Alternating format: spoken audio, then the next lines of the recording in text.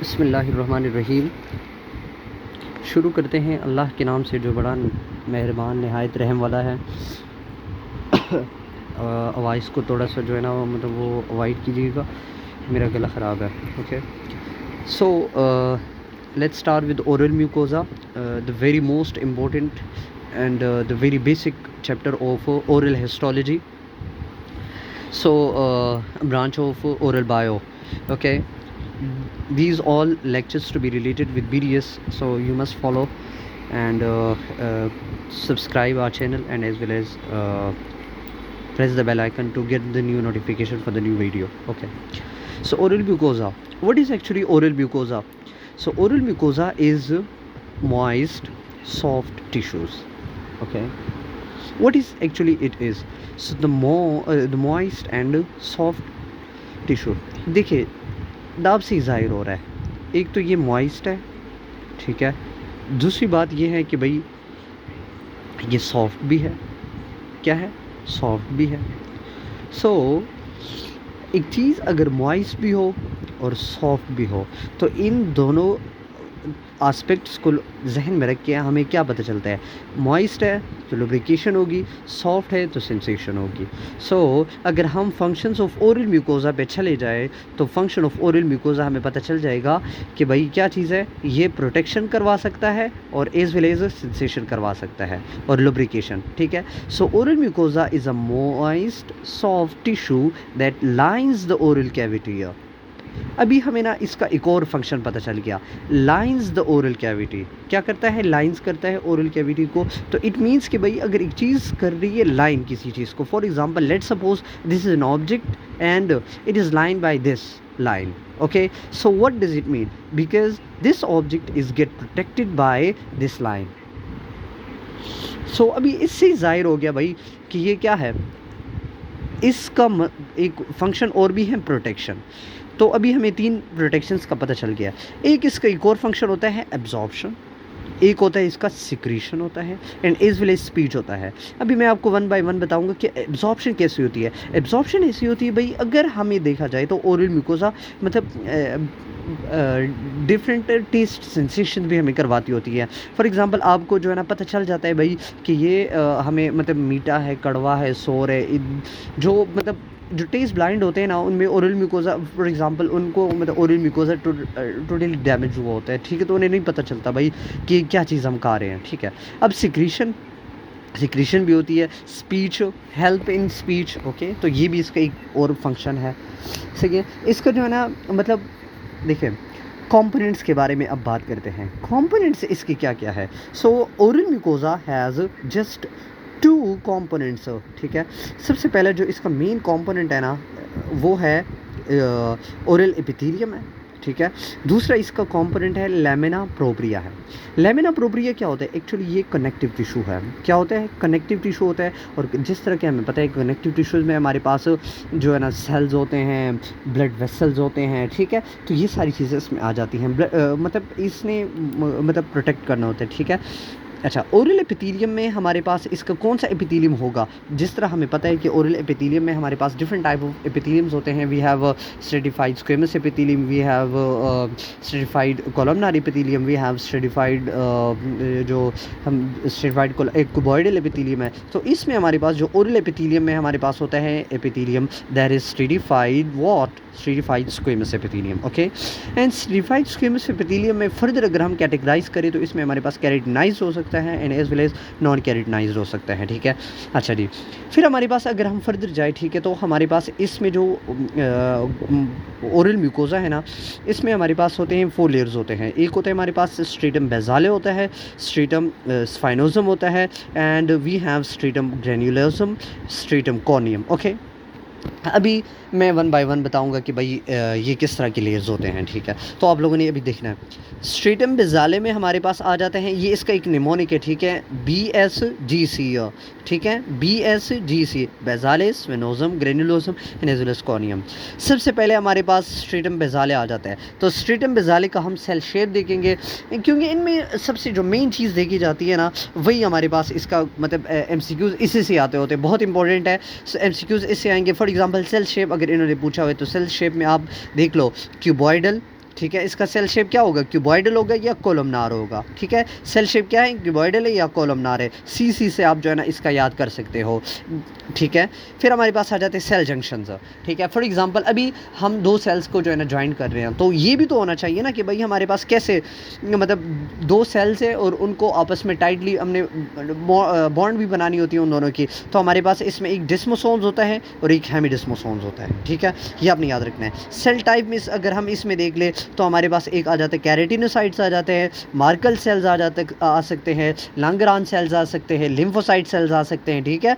तो अगर हम देख ले तो कैरेटिनोसाइट्स में हमारे पास ना ये बहुत ही ईजी है। कैरेटिनोसाइट्स में आप लोग देख लो तो बेशक इस मेरा ये आ जाता है भाई कि क्या नाम है, कैरेटिनोसाइट्स तो हमारे पास इसमें नॉन कैरेटिनाइज्ड की हमने बात की है and as well as keratinised की हमने बात की है। मार्कल सेल्स ये हमारे पास होते हैं सेंसरी सेल्स होते हैं, मतलब आपको मतलब ये पहले ही आप लोग को मतलब आगाह कर देते भाई कि अभी कोई ख़तरा आ रहा है, ठीक है। तो ये हमारे पास इस तरह होते हैं। फिर हमने फंक्शन इसका देखना है तो स्ट्रेटम बेज़ाली का फंक्शन होता है हाईली माइटोटिक एक्टिविटी है, ठीक है। हाईली माइटोटिक एक्टिविटी नाम से ही जाहिर हो रहा है ये कौन सा है, द वेरी फर्स्ट लेयर है, बेसल लेयर है, ठीक है। तो हमें एक चीज़ जब अराइज हो रही होती है तो वो कहाँ से अराइज होती है, बेसमेंट से अराइज होती है, ठीक है। अच्छा फिर हमारे पास आ जाती है दूसरी लेयर स्पाइनोजम है। तो सेल शेप इसका क्या होगा, वाइड शेप होगा या स्टिलेट होता है।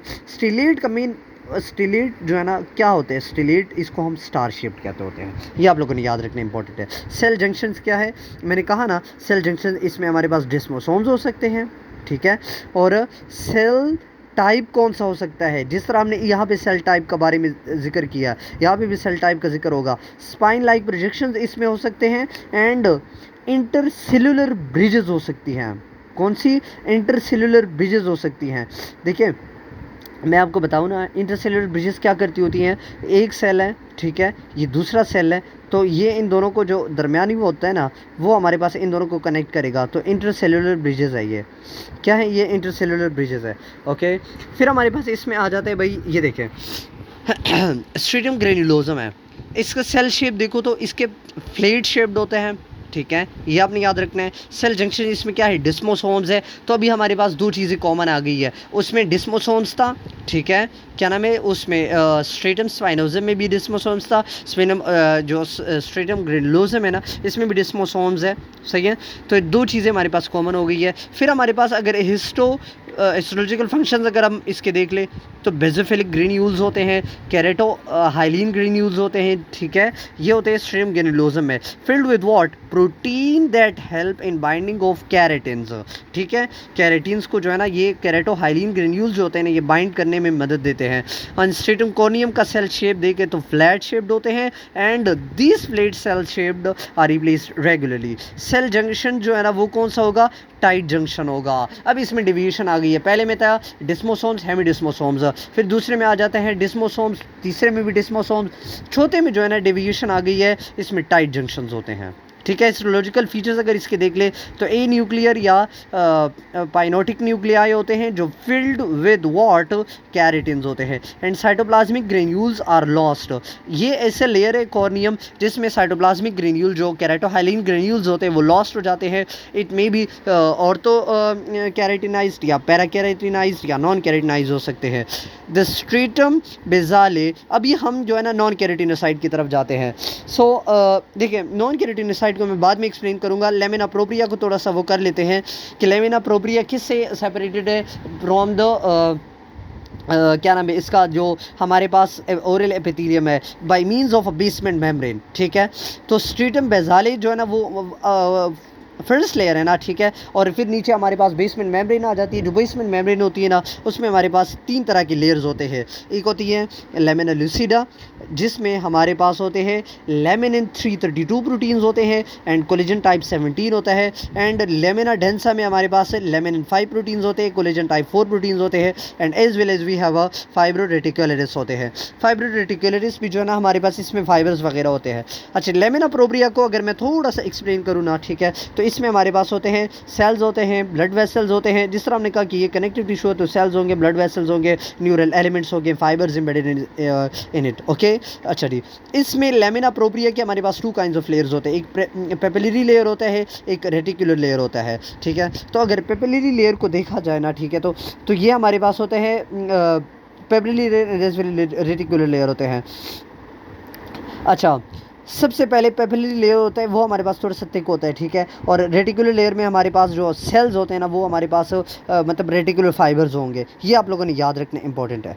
अच्छा, अब देखिए ओरल म्यूकोसा की जो टाइप्स है ना, हम उसके ऊपर आ जाते हैं। तो ओरल म्यूकोसा के टाइप्स में हमारे पास आ जाते हैं लाइनिंग म्यूकोसा आ जाता है जो 60% है। फिर हमारे पास आ जाते हैं क्या नाम है, मैस्टिकेटरी म्यूकोसा जो 25% है। फिर हमारे पास स्पेशलाइज्ड म्यूकोसा आ जाता है जो 15% है, ठीक है। तो लाइनिंग म्यूकोसा अगर हम देख ले तो ये हमारे पास प्लाइबल होता है and as well as it's really firm, ठीक है। मतलब ये मूवेबल हो सकता है। देखिए अभी ये इसकी लोकेशन बहुत इंपॉर्टेंट होती है। लोकेशन कहाँ पर है? लोकेशन इसकी है लिप्स है, ठीक है। फिर हमारे पास आ जाती है वेंट्रल साइड ऑफ द टंग है। फिर हमारे पास फ्लोर ऑफ द माउथ है, ठीक है। तो ये हमारे पास होती हैं लाइनिंग म्यूकोसा। मैस्टिकेटरी म्यूकोसा में आप जिंजाइवा को देख लेते हो, ठीक है, जो अटीट जिंजाइवा है, हार्ड पैलेट है। एंड जो स्पेशलाइज्ड म्यूकोसा है जो 15% है। अच्छा, अब इसका जो कैरेटिनोसाइट होता है ना वो आप लोगों ने बहुत इंपॉर्टेंट है, वो आपने याद रखना है। इसमें हमारे पास होता है नॉन कैरेटिनोसाइट स्ट्रेटिफाइड स्क्विमस एपिथेलियम होता है लाइनिंग म्यूकोसा में। और जो मैस्टिकेटरी म्यूकोसा होता है ना उसमें कौन सा होता है? वो हमारे पास होता है उसमें कैरेटिनोसाइट स्ट्रेटिफाइड स्क्विमस एपिथेलियम होता है, ठीक है, जो इमूवेबल होता है। लेकिन जो स्पेशलाइज्ड होता है ना उसमें हमारे पास होता है कैरेटिनाइज्ड स्क्विमस एपिथेलियम होता है स्ट्रेटिफाइड। और ये कहाँ पे लोकेटेड होता है? ये हमारे पास होता है सॉफ्ट पैलेट में and as well as the dorsal surface of the tongue, जहाँ पे हमारे पास होते हैं पेपेलाज होते हैं। पेलीफॉर्म पेपेला होते हैं, फंजीफॉर्म पेपेला होते हैं, सर्कमवैलिड पेपेला होते हैं, फोलिएट पेपेला होते हैं। फिलीफॉर्म पेपेला जो है ना मोस्ट अबंडेंट है और ये हमारे पास होते हैं इनमें इसमें हमारे पास कोई टेस्ट बड भी नहीं होता, ठीक है। लेकिन कैरेटिनाइज्ड एपिथेलियम होता है, ठीक है। जो ओरल म्यूकोसा एपिथेलियम होगा ना वो कैरेटिनाइज्ड होगा और ये इंटीरियर 2/3 पे लोकेटेड होता है। फंजीफॉर्म में बेलाई में हमारे पास नॉन कैरेटिनाइज्ड एपिथेलियम होगा of the oral mucosa while it contain taste buds, okay. While the circumvallate papilla is the largest papillae, okay, it having a varies from 8 to 12 in number and contain what von Ebner's gland की जो opening होती है ना वो यहाँ पे होती है सर्कमवैलिड पेपिले। अगर आप लोगों ने पढ़ा हो, ठीक है, थोड़ा सा मैं आप लोगों को बता दूँ, सर्कमवैलिड पेपिले सर्कस टर्मिनालिस पे होता है, जो हमारे पास फोरामेन सिकुम होता है ना यहाँ पे भी हमारे पास होते हैं, ठीक है। अच्छा, फोलिएट पेपिलेस सर्कस टर्मिनालिस से इंटीरियर आस्पेक्ट पे हमारे पास प्रेजेंट होते हैं सर्कमवैलिड पेपिले जो 8 to 12 नंबर होते हैं, लार्जेस्ट है। फोलिएट पेपिले हमारे पास नॉन कैरेटिनाइज्ड होते हैं एंड विद ऑल दीज अभी हम अपना जो है ना सेशन एंड कर रहे हैं। और अगर आप लोगों को हमारी वीडियोस पसंद आती है, ठीक है, तो आप ऐसी मतलब वीडियोस को लाइक कर दीजिएगा and subscribe my channel and thank you so much for your support. अल्लाह हाफिज़।